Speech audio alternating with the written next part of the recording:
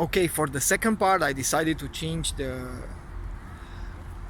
frame, and I will film myself vertically from my phone. So this is not a professional camera; it's just a phone, and I try to make it as easy and comfortable for the time I'm speaking.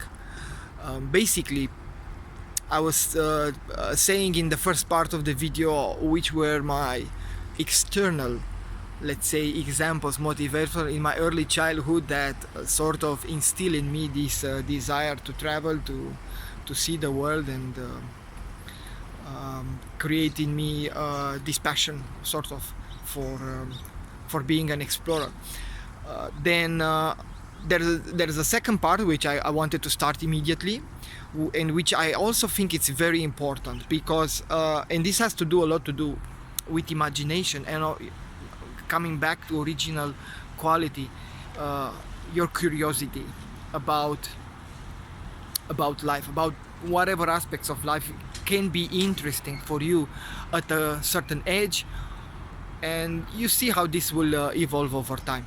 So let me say this: in my early times, I was very much influenced by, let's say, by my father. And my father, he loved football a lot, and learning from him from football, and like with a child that has empty mind and has a lot of free space, let's say, to accumulate a lot of stuff. For me, was the most interesting stuff at that time was football. And actually, that was the beginning. I was learning about football teams and their stadiums and their whatever colors, t-shirts, history about the club, and everything you want to know. And of course, this has expanded. It expanded me to learn more about the history of the World Cup, the history of the European Cup, the history going further even to the history of Olympics. These kind of things made me be curious about which location happened this, who performed this, what was the result, and all that kind of stuff. So in my mind, this idea of visiting those places has been created, not, let's say, it was more from the curiosity. It was not like a strong desire at all costs. Oh, I must be at Camp Nou in Barcelona, whatever happened. No, it just happened by this kind of situations and example. So let me say that up to the age of more or less 30 or 32, I was very much into this, and this was one of my earliest motivation for the traveling. And I would put a second one, which this was mostly came from my mother, and actually some of the people that I know during my university time, when I was very much into the reading, and I love to read books and love to read universal literature, and doing that, of course, you learn about places, you learn about different writers at different times, and places that they were visiting, places where they were mainly writing their stuff, or coffee shops where the philosophers used to unite and discuss, and all that also created additional images in my mind. Let's say, like, I was doing an unconscious process of creation, of co-creation at that time, because I would visualize myself, how would it be to be there and see that, or listening to whatever concert of music, or being in whatever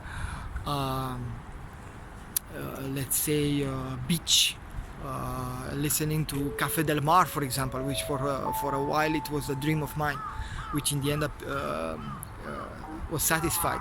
So this is how it all happened. Up to this age of 32, I was strongly driven by this kind of motivations: football stadiums, teams, places where different events were organized, literature, and what I love to read, to listen to music, and whatever had given me a sense of feeling of adventure, and of course where it was also possible to actually experience that type of thing. So I decided to change a bit because of I noticed that the sun is working not in my advantage, at least for the video time. So yeah, but you know, as with everything, once you do these kind of things and your life evolves, you may reach a certain time and age in your life when the motivation might be changing, and rather than being completely having interest on the external aspects of things, then you might turn it out to make all these trips mostly about yourself, about your internal discoveries, and so on.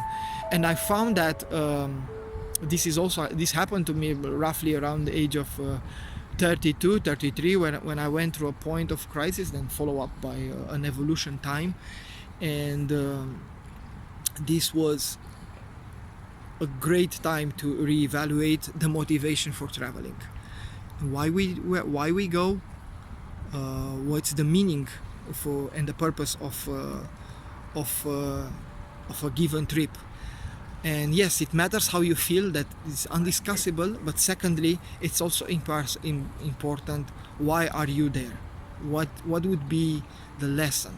And here is a double sword, let's say a double-edged sword aspect. In my opinion, it's good to know when you do a certain traveling experience why you go there. That's what I believe is today important.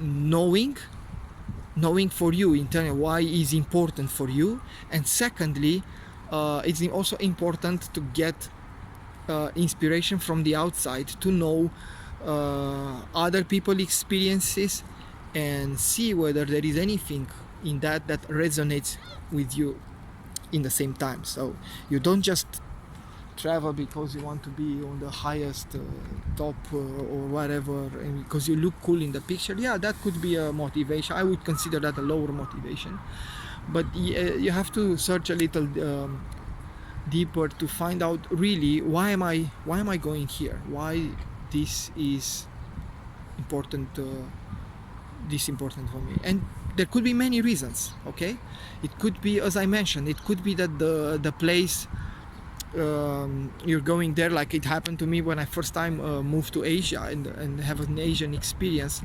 in Nepal and Tibet, was to learn about meditation. In particular, we had a guy that brought us some of the Buddhist methods, technique. It was like more of an introduction, but being at the place, it was a wonderful time to experience both the culture and some internal practices. Then second part in my life, I was let's say I was entering into Osho therapy and Osho work in general, and in different aspects of his work, because his work was quite spread, and there were a lot of different branches, and this also pushed me to travel to different Osho centers in the world and gather the experience that would come from the practice while being there. Of course, this extended with other kinds of activities and practices, whether it was some what I had, some Qigong, then later I had a lot of yoga, motivations, and all these different things, Buddhism, to learn all these different things have given me somehow. And let me say, to this moment, probably what is currently more interesting for me to explore is this ascended masters and etheric retreats location, which actually have nothing much to do with the physical location on earth, although that is still important, because etheric retreats have their own value through the fact that they are gates, and these gates are usually in the etheric field of the earth. Yeah, and the etheric field of the earth, it's somewhere, not necessarily on the physical earth, but rather on more or less in the atmosphere, in the etheric part, in the upper parts, let's say, in the clouds. And that's what some places on this earth are known to be famous, to be very energetical places or special places. So yeah, you know, it happened like this. I used to be in etheric retreats places without having the knowledge, without being aware of the fact that that's a strong etheric retreat and why. And without this knowledge, the experience is less intense for you. Nevertheless, this could still impact you just by being there. And I remember this precisely how I felt while I was in Nepal, without having the idea that I was actually in a strong etheric retreat like of Master Kutumi. No idea. Or same when I was in Machu Picchu.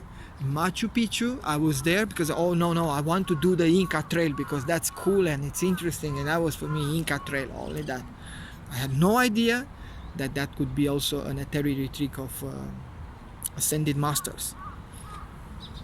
Again, Master Kutumi had a retreat over there.